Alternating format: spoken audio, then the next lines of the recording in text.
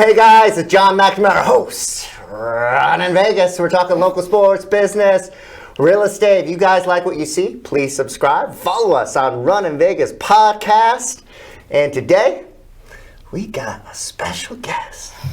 Faye Fabio, Master Barber Faye's Fades in the house. Oh my gosh. Thank you for having me, John. I really appreciate it. Yeah, I'm excited to have you on.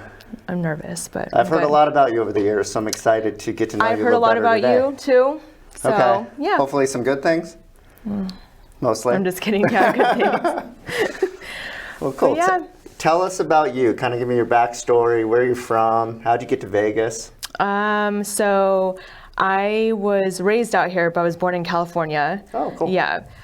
So I moved out here back when I was like in 5th grade and been here ever since. My parents split up, and then I was raised out here, and yeah. So I'm not from here, but I say now that I'm from here because I've been here for so long. Yeah. And so I'm a barber and a massage therapist. Wow. Mm-hmm.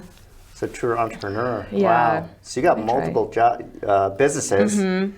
So tell me more about that. I want to learn a little bit more about both of what you do, but how is that just like managing multiple businesses and like kind of balance a business life? Because I'm always, kind of like you, have my own business, and I'm always curious what.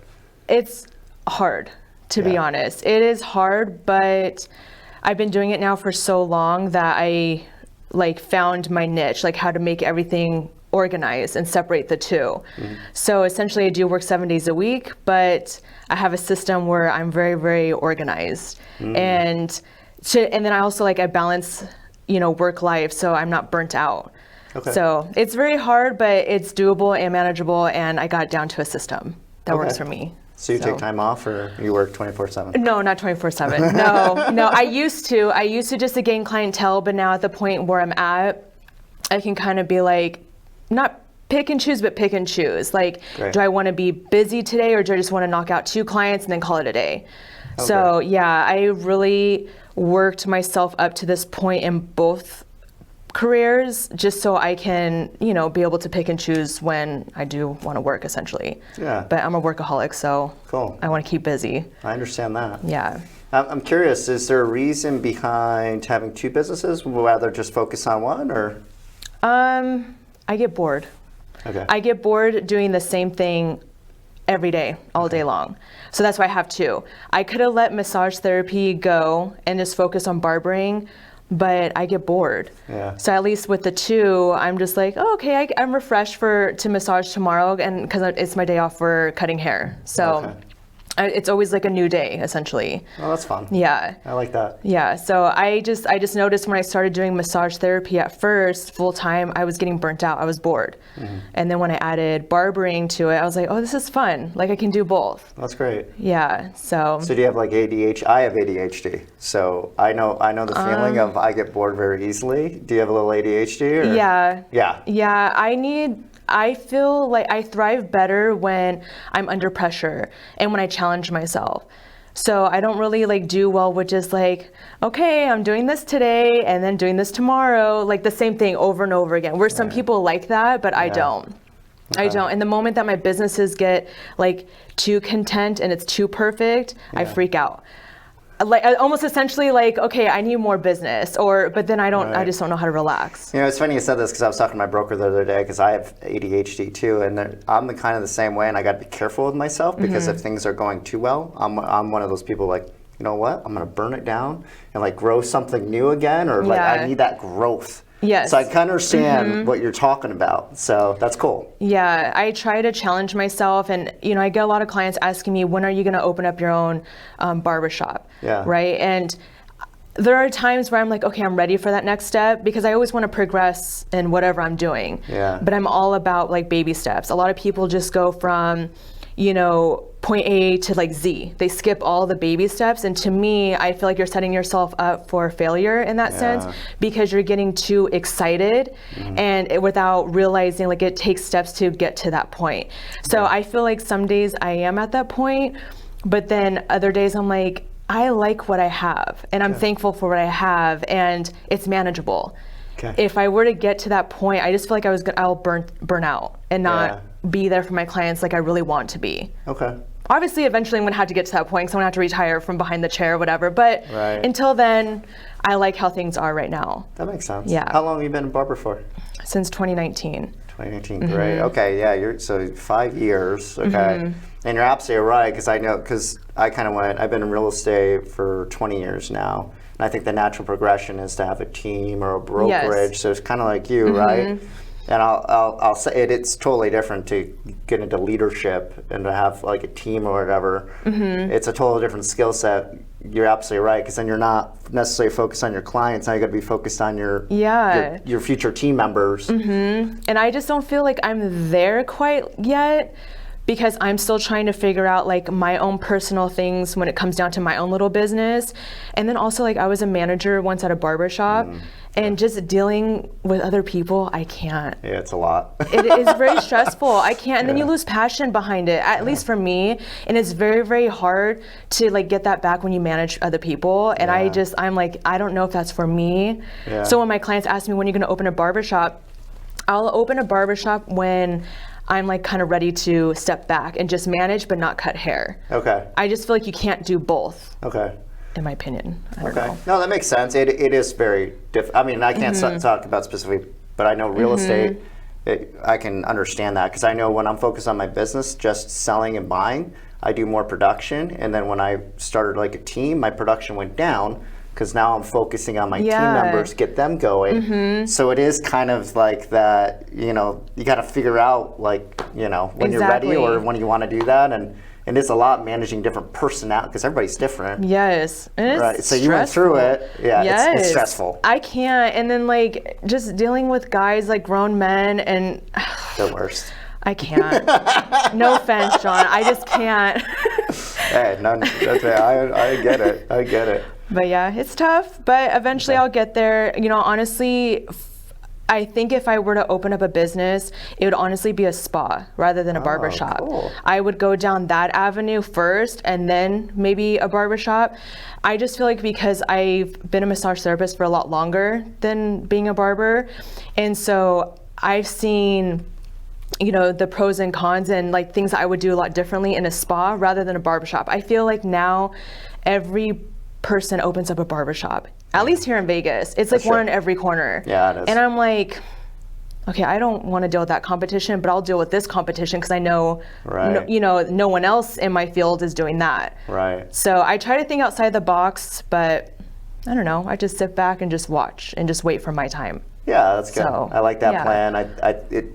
You seem very capable to do it whenever you want to, but I think it's smart you're doing it this way versus, I've seen it, at least in real estate, where folks are 6 months in the business and they want to start a team, and it's the biggest mistake ever. Like, I know myself, it takes me like 5 years to get really good at something. Yeah. You know, if it's building my business or running, whatever it is, or managing, being a leader, it takes like a good 5 years to kind of like figure it out until you can take whatever that next step is. Yeah, they say like with anything, it takes, 2 to 5 years to really grow something. Yeah. And in that 2 to 5 years, you can start off strong and then fizzle out. And I've seen it happen. Yeah. And I don't know, it's just one of those things. I just feel like everyone needs to take baby steps to get to where they want to go. Yeah. I know it's kind of playing it safe, but you learn a lot too as you grow and you start learning like the ins and outs and like what works for you.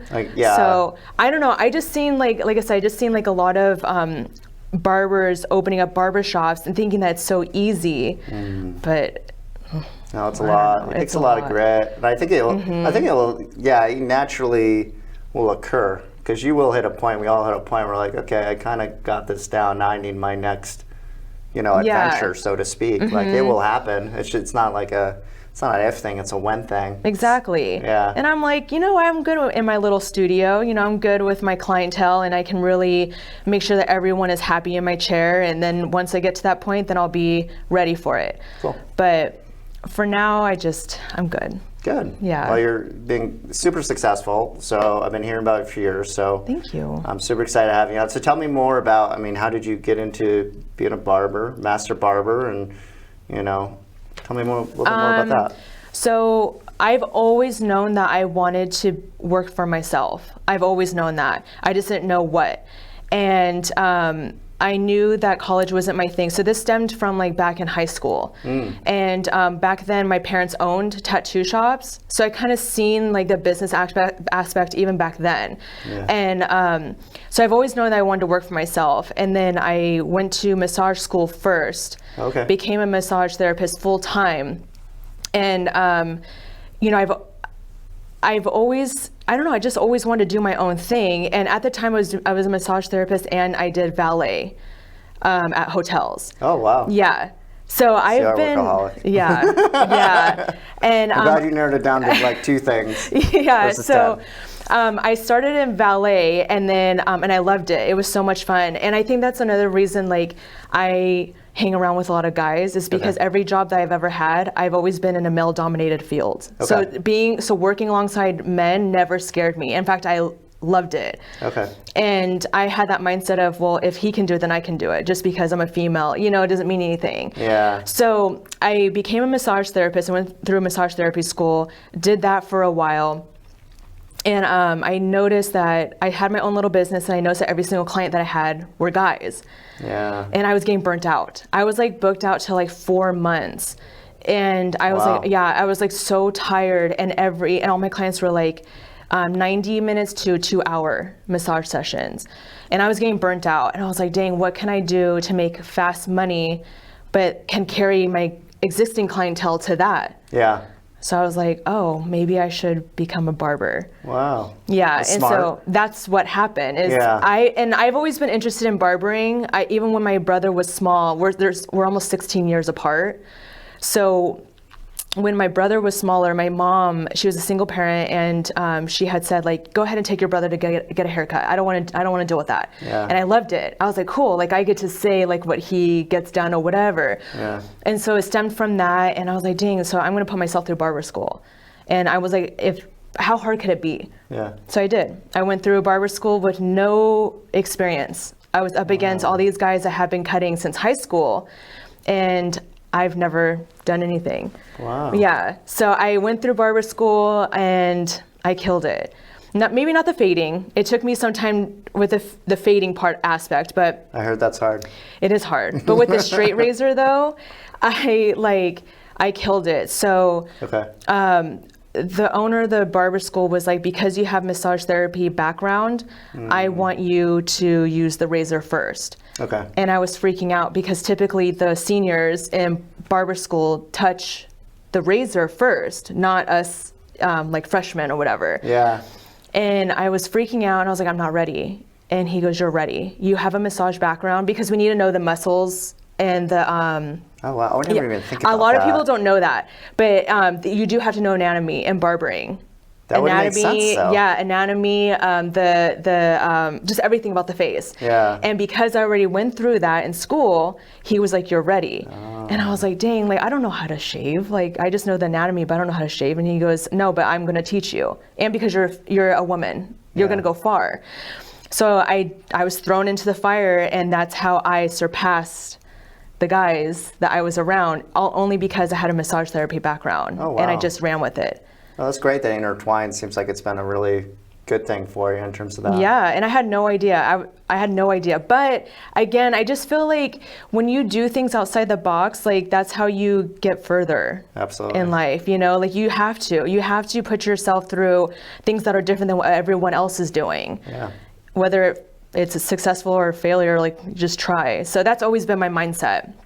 And so far it's been working. That's great. So, yeah. So what do you like best about it, and what would you say like your challenges are with it? And it could be the business part of it as well.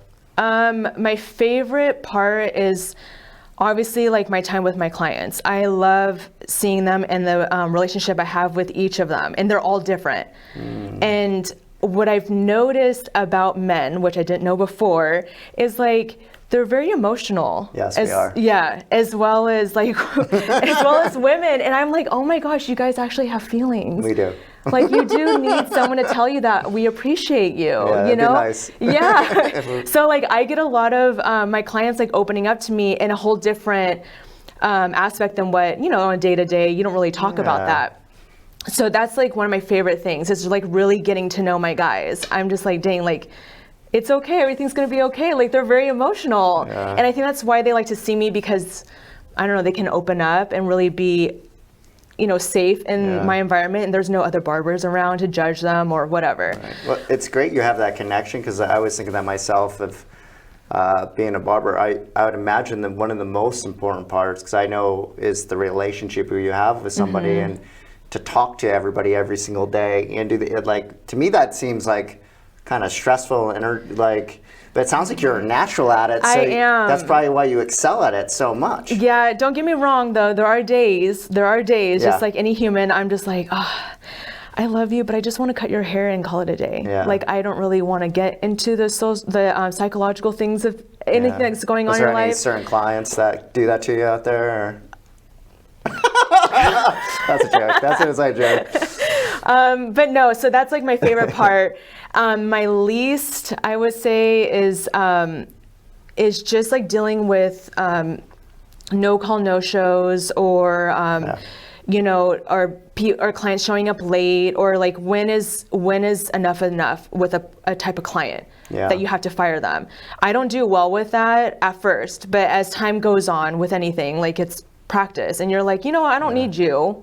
I mean, I need you, but like, if you're going to mess up my schedule, then that's a massive pet peeve for me, when people waste my time. I'm like, you get like 2 strikes, not even 3. Yeah, and the best part in business is, like, you have to remind yourself, like, not all money is good money. That's true. And I remind myself, like, Great that point. like, and I've learned that even when I was younger, when my mom was helping out with the tattoo business, she would always tell us that, my sister and I, she's just like, not all money is good money. If they're, you know, affecting your business, or, you know, just affecting your mental health, maybe they're just, you know, they cut them off.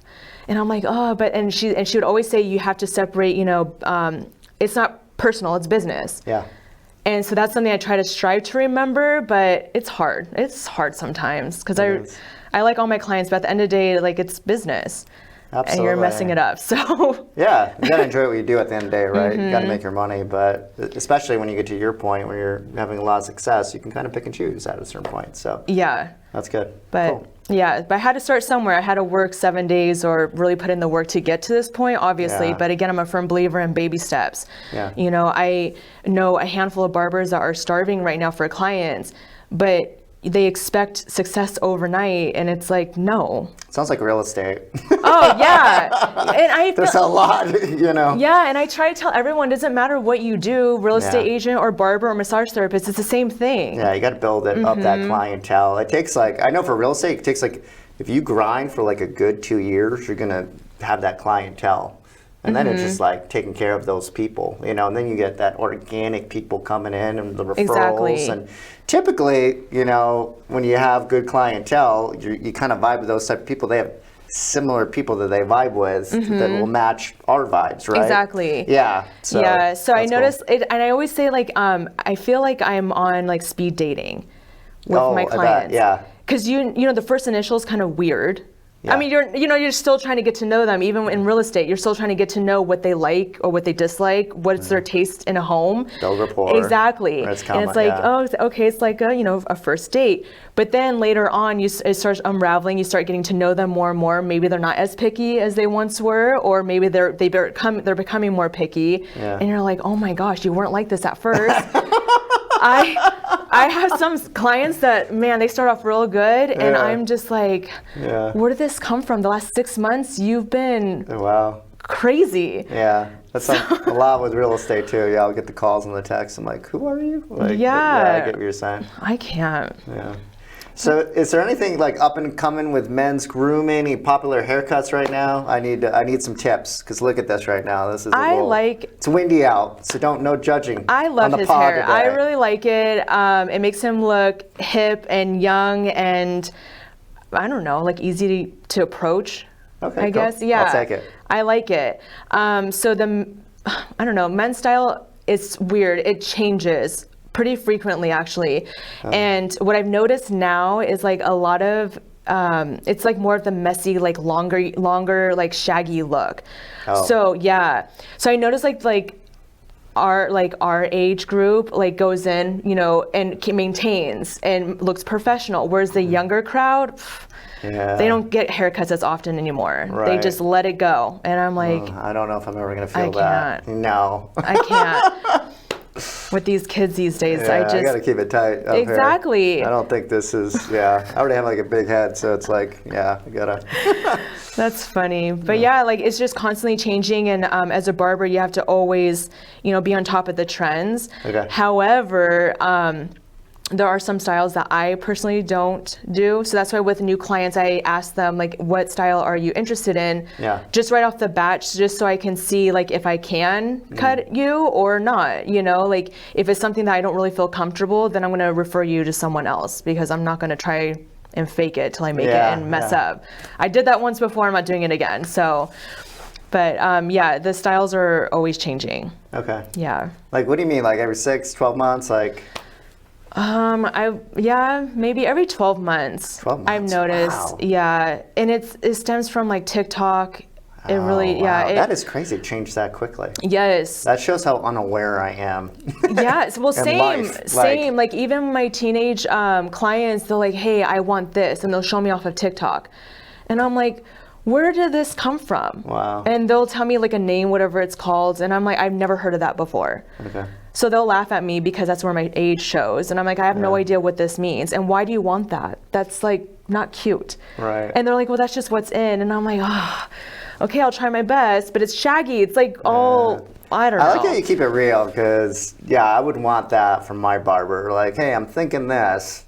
Can you make it happen? And do you think it would look good? That's cool. And I think that's like another thing that like makes me different than all the other barbers. Not saying the other barbers don't do this, but I do try, like, again, you guys, well, maybe not you, but majority of my clients rely on me and my taste. Like, what do you think this is? Like, do you think I could rock this? And I'm like, okay, judging by you like low maintenance hairstyles, why would you want this? You have to style it every day, otherwise it's gonna look like crap. And they're like, really, you think so? And I'm like, yes, you need to slick it back and use hair product, and you don't like that. And I've been cutting your hair for 12 months to 2 years, you know, like I already know how you are. Or those clients that want to start growing out their hair, but they see me every 2 weeks religiously, and now all of a sudden they want to stop. I'm like, okay, well, I'll see you back in 6 to 8 weeks, because I can tell you this, like, I already know it's going to bother you.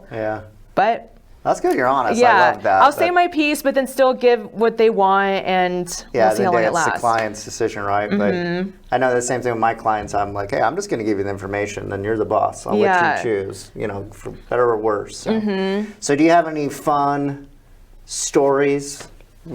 Anything that's happened over the last 5 years? You don't have to name names, but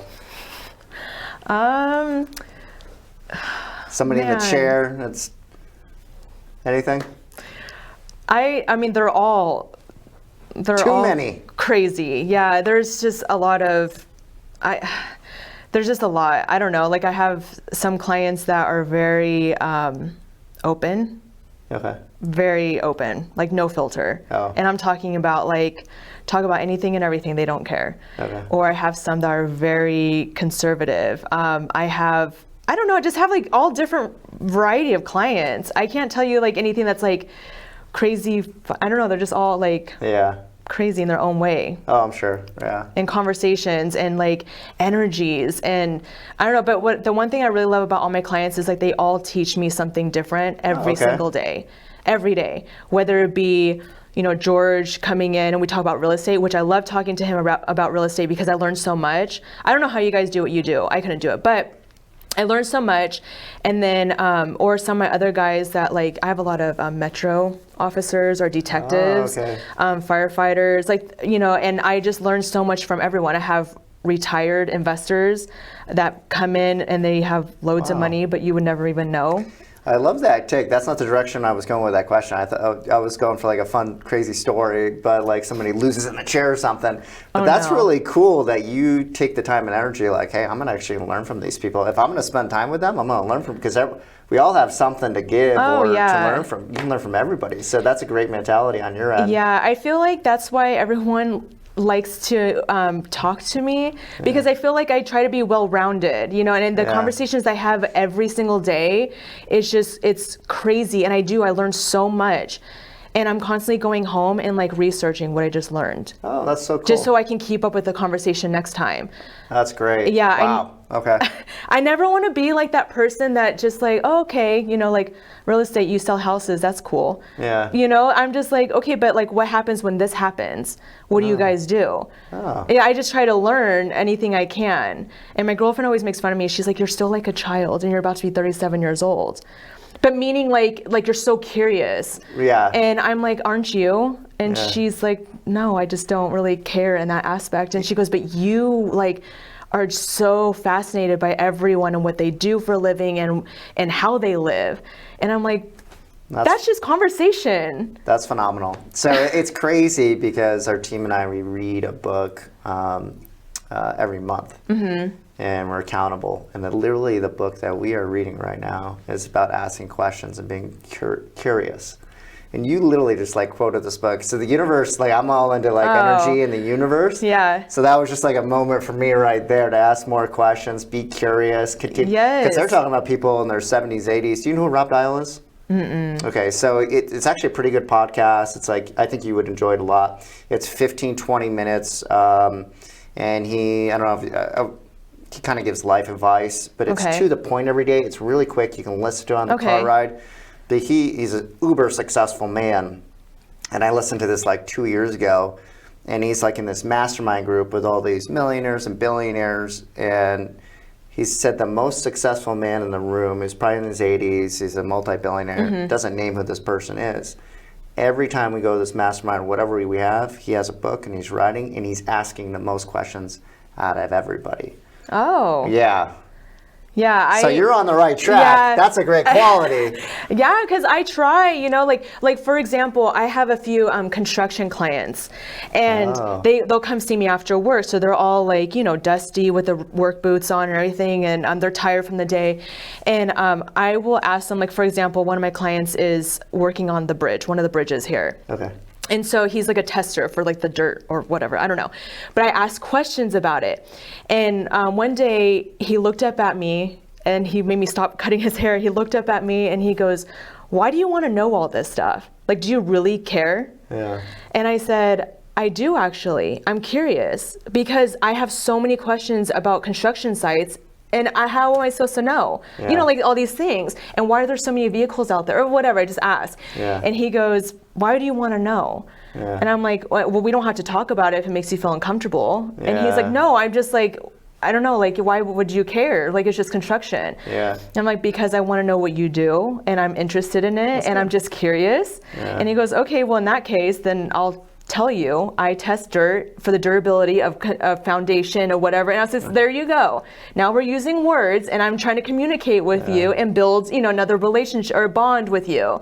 So anyways, I just tried to like work off that and just learn from everyone. I don't know, everyone has an interesting story. And I feel like not a lot of people ask enough questions. I agree. And it's like you're not alone in this world. Had you just asked the right question, you would have learned something.